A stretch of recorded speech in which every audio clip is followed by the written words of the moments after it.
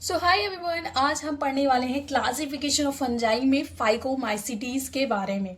ठीक है, फाइकोमाइसिटीज इसके नाम से ही देखा जाए तो पी आ रहा है, यानी ये जो होगा ये क्या होगा, ऑब्लिगेट पैरासाइट होगा। राइट, ऑब्लिगेट पैरासाइट होगा। पैरासाइट का मतलब किसी होस्ट पे ये रहता है। ठीक है, और ये जो होता है ये मोस्टली एक्वेटिक होता है, सबसे ज्यादा पानी में रहने वाला होता है, डिकिंग वुड पे रहता है। ठीक है, सड़े गले लकड़ियों पे हो गया, ये वार्म और ह्यूमिड मोस्ट मॉइस्ट कंडीशंस में ये रहता है।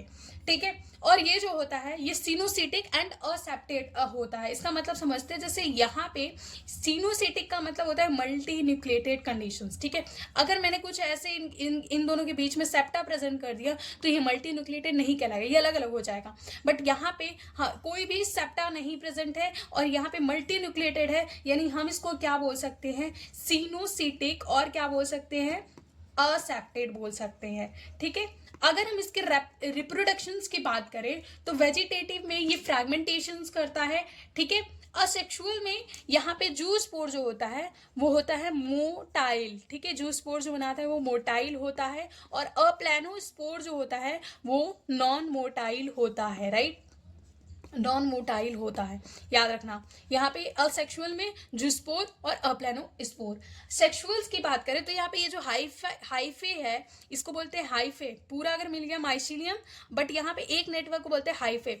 तो ये जो हाइफे है ये क्या कर जाएगा, एक दूसरे से फ्यूज कर जाएगा और यहाँ पे ये क्या बना लेगा, जाइगोस्पोर या ऊ स्पोर बना लेगा। ठीक है, अभी यहाँ पे एक और चीज समझना है कि गैमेट जो है वो या तो सिमिलर हो सकता है या तो वो डिसिमिलर हो सकता है। गैमेट जो है वो डिसिमिलर कब होगा, जब एन आइसोगैमस कंडीशन होगा, यानी ऊ गैमस कंडीशन होगा। यानी हो सकता है कि मेल जो है वो बहुत बड़ा है और जो फीमेल है वो बहुत ज्यादा छोटी है।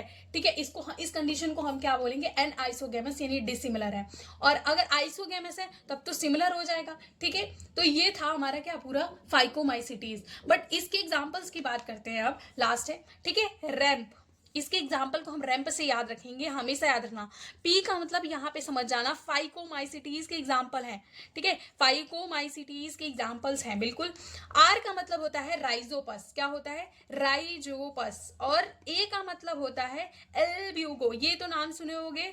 ठीक है, एल्ब्यूगो जो होता है ये क्या करता है, ये व्हाइट रस्ट क्रिएट करता है। किसमें, ये ऑब्लिगेट पैरासाइट है, किस पे, ये मस्टर्ड पे रह करके क्या होता है, व्हाइट रस्ट जो है वो करता है। ठीक है, मस्टर्ड व्हाइट रस्ट कैसे याद रखेंगे, तो मस्टर्ड जो होता है वो थोड़ा सा काला होता है, तो इस पे क्या करेगा, इस पे कैसे धब्बे डालेगा, व्हाइट रस्ट डालेगा।